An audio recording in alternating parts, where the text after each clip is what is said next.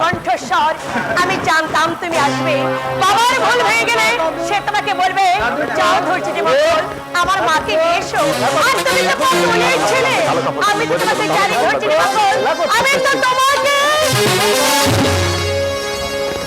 কিন্তু কোথায় ধৈর্যটি মঙ্গল? তবে কি আমি ভুল শুনলাম? সত্যি সত্যি সে আমাকে ফিরে নিয়ে যেতে আসবে না?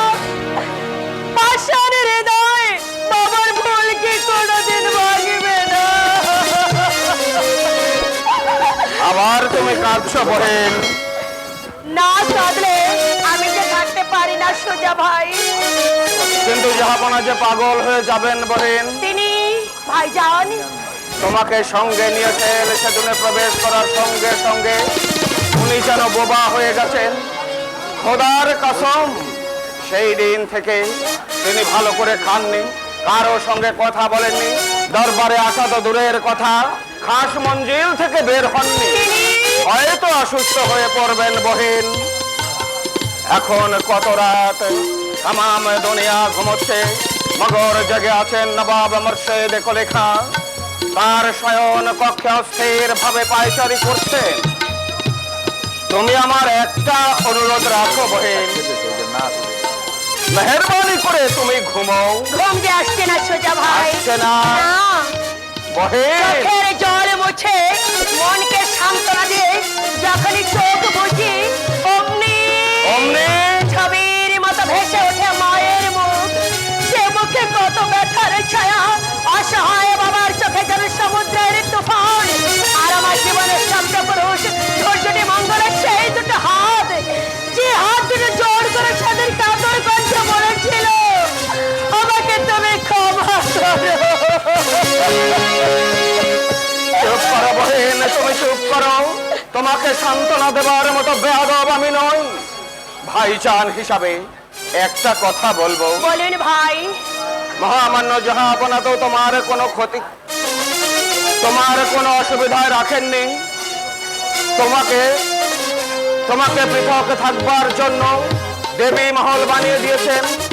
তোমার দেব পূজার জন্য ব্রাহ্মণের ব্যবস্থা করেছেন, রসুলের জন্য নিযুক্ত করেছেন বয়স্ক ব্রাহ্মণী। তার উপর তিনি দিন রাত ভাবছেন কি করে তোমার জীবনে শান্তি আনা যায়। আপনি জানেন আমি আর কাঁদবো না, ঘুমাবার চেষ্টা করবো। খোদা, এ দিন দুনিয়ার মালিক, আমার হতভাগিনী হিন্দু বহিনের চোখে তুমি ঘুম এনে দাও মেহেরবান, ঘুম এনে দাও। সেই সঙ্গে আমার পাশের শয়ন কক্ষে তন্ত্রহীন নবাব মুর্শিদ গুলি খাঁর চোখে তুমি ঘুম এনে দাও ভগবান, তুমি ঘুম এনে দাও, ঘুম এনে দাও।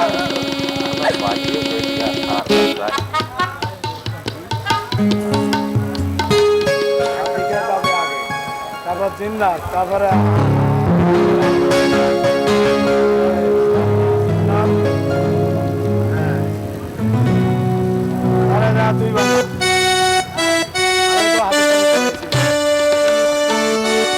তোমার ছলে গে হৃদয় আমার যত ফুল ফুটেছে, এত ফুল আমি কোথায় রাখবো? তুমি আমাকে বলে দাও ধৈর্যটি মঙ্গল। জীবনের শুরু কান্না দিয়ে কেন? তুমি হাসি দাও, দিলাম। জীবন শৈলীর স্বীকৃতি দাও, দিলাম প্রিয়া। আমার প্রেমের কোনোদিন মর্যাদা করবে না। দিলাম প্রিয়া, দিলাম, কথা দিলাম। বিলাসে বৈভবে শৈশবে প্রতিপালিতা হয়েও তুমি তোমার হৃদয়ের পরম রত্ন যেমন আমাকে উপহার দিলে, আমিও তেমনি তোমার প্রেমের মর্যাদা জীবন দিয়ে রক্ষা করে যাব, এই কথা দিলাম।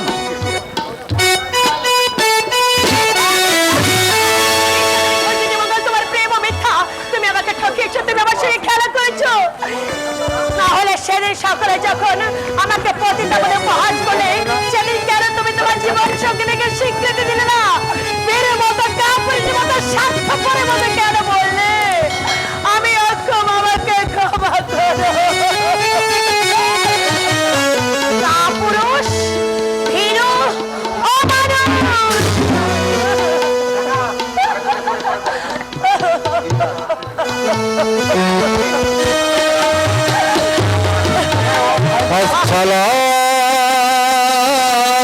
খায়রুম মিনান্নাও।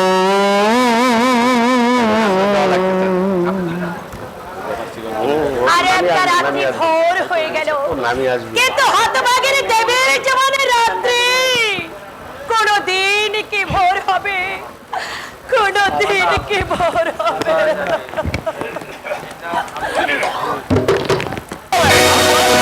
কেন হবে না নৌজানি? দেহে তোমার দুনিয়ার দৌলত, দোয়া খেয়ে সরাবি নজর। তোমার জিন্দগির ভোর আমি অনুভব, তোমাকে আমি শাদি করব। তওবা তওবা তওবা, তোমার কোনো খানদান নেই, আদত নেই, নাপাক নজর তোমার, তাই আমার জুটির বাদিকে তুমি শাদি করে বলছো। খবরদার! কসমিটাকে মনে মনে বাদি বানিয়ে রেখেছো। খবরদার! বলবে বলবে না, আমি ওকে মনে মনে শাদি করে ফেলেছি। চাচা, ওই কসবি দেবীকে আমি শাদি করবই।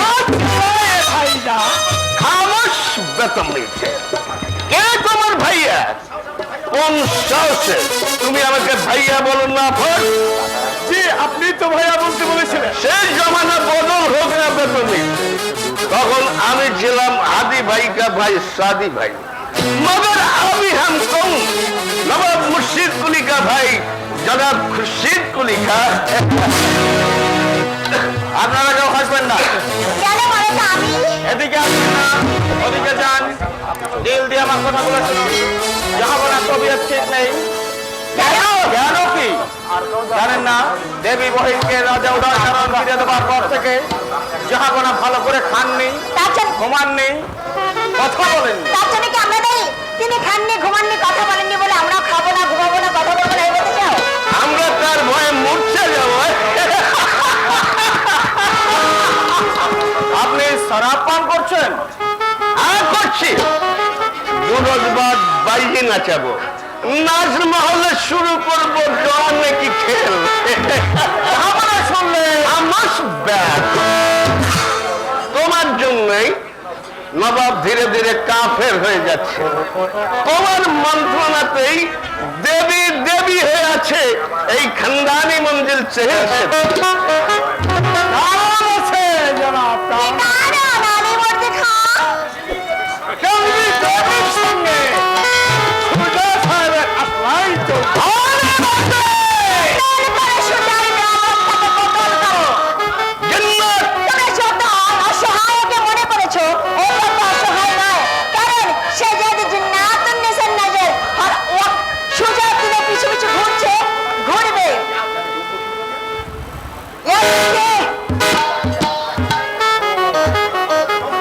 বেইজ্জত, বহুত বহুত বেইজ্জত। बर्दाश्त नहीं करेंगे और पहले दिमाग खत्म करबो আমি দেবীকে শাদি করে। আপনি জিন্দা আছেন তো জনা? এ মুদ্দা বানাবে কেন? তোমার প্রভু নবাব মুর্শিদ কুলি কা असर मरने के लिए आतश का जरूरत नहीं। सुनो का बंदा इंसानों के गुलाम, हम लोग का एक तुरी से वो थोड़ी काम हासिल हो जाएंगे। ये कुत्ती का बच्चे कुत्ती, तुम्हें इनकार किया जाएगा? अभी तो सुन लो बेटा को। ওই হেতকে থানায় জনাব শাহজাদিকে শাদি করে ও শয়তান বাংলার এই মসনদে বসতে চায়, মগর তার আগে হাসিনা দেবীকে নিয়ে ফিরে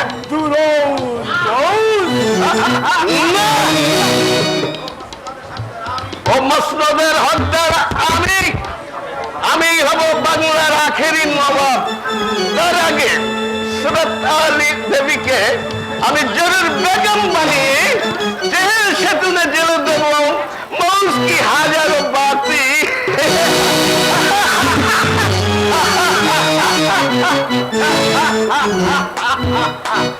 বাংলা হাজির জনাব।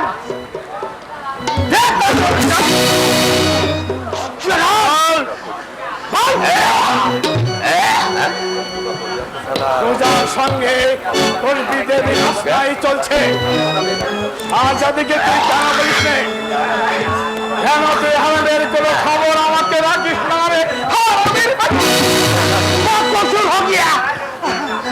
दिन कसूर नहीं होगा, मुझे माफ कर दीजिए, मुझे माफ कर दीजिए। सलाम सलाम। কসুর কসুর কসুর ঠিক এমনি করে মাপছে।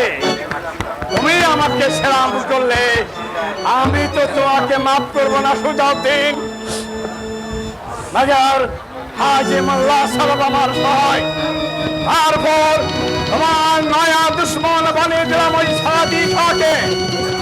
ওর হাতিয়ারে তোমাকে মরতেই হবে। তোমাকে কবর দিয়ে শাহজাদিকে শাদি করে তারপর বলবো এই বাংলার মসনদে। ওই মসনদ আমাকে হাত ছাড়ি দিয়ে ডাকে। আমি সব কাজ শেষ করে আমার সবার নজর ফাঁকি দিয়ে আর রোজ আমি মসনদকে দেখে যাই, করে যাই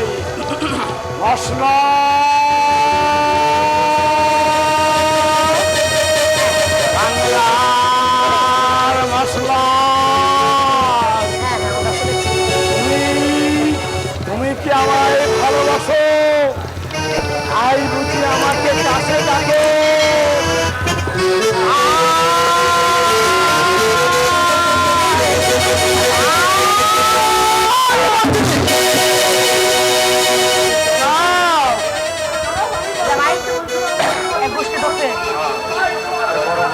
আমি কি করা দেখবো?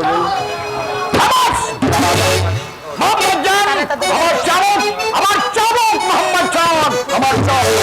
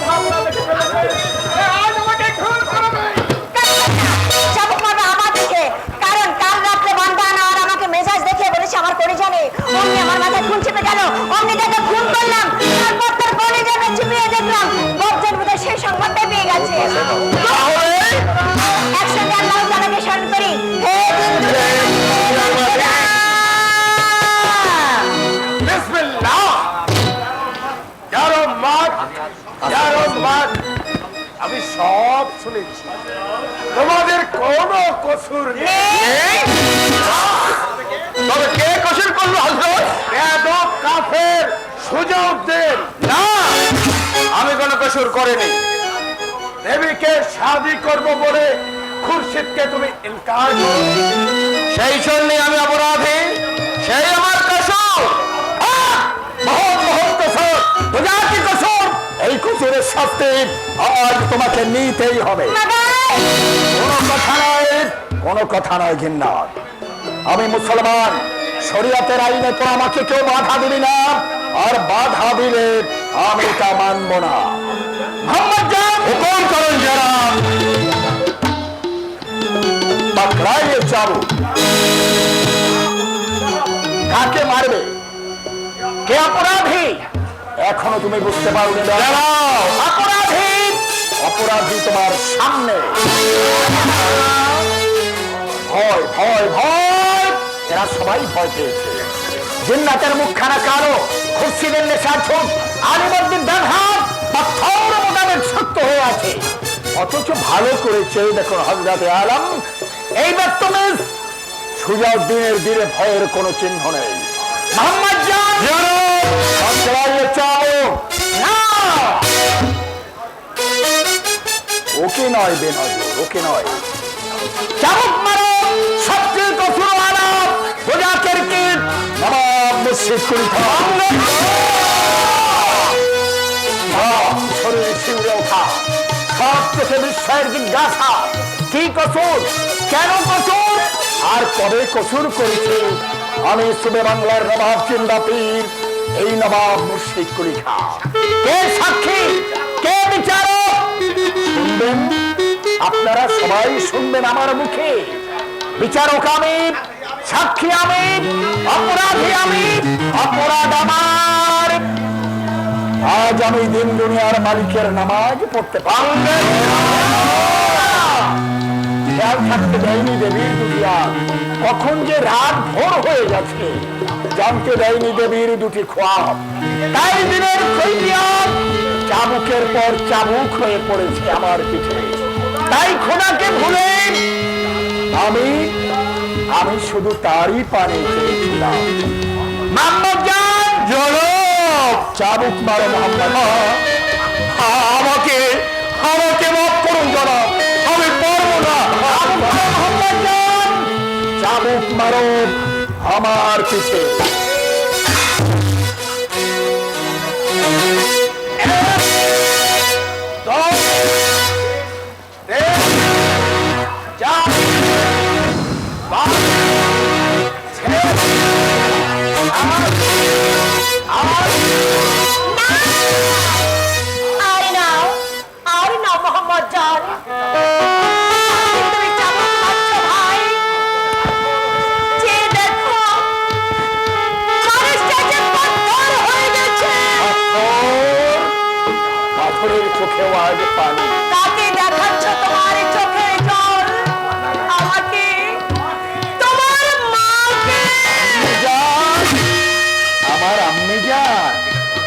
ছাড়া আর কাকে দেখাবো রে বেটি? কেউ কি তোর মতো এই মোহাম্মদ চারের হাত থেকে চাবুক কেড়ে নিতে পেরেছে? কারোর চোখ দিয়ে কি ঝরে পড়েছে? তোর মতো দুপোটা চোখের পানি আমি শোধ করে দেব। আমার মায়ের ঋণ আমি সুদে আসলে শোধ করে দেব। আমার বহুত বহুত শরীয়তে, তাই না হযরতে আলম? নতুন করে আমি মুসলমান হতে চললাম। আমি দুদিনের জন্য চললাম সেইখানে যেখানে আমি এই মুসলমান, এই নবাব মুর্শিদ কুলি খান ইমান দিয়ে চলে দেব আমার এই হিন্দু হারিয়ে যাওয়া শান্তি। আর আগে তুমি ইসলাম, তার সেই জন্যই তো আমি ভিক্ষা করতে চললাম হযরতে আলম। একটুখানি শান্তি হযরতে আলী, একটুখানি শান্তি। যাওয়ার আগে আপনিও জেনে যান জনাব, এই মোহাম্মদ খান তার মসজিদে ইস্তফা দিয়ে চলে যাচ্ছে, চলে যাচ্ছে, চলে যাচ্ছে। যাচ্ছে বহেন, আমি জানি না উনি কোথায় যাচ্ছে।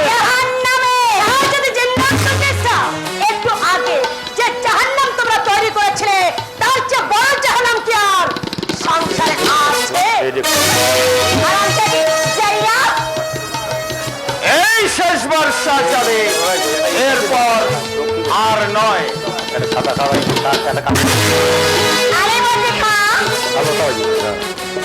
তোমার কথাই সত্য। ময়লা এই চাবুক আমি দেবীর পিঠে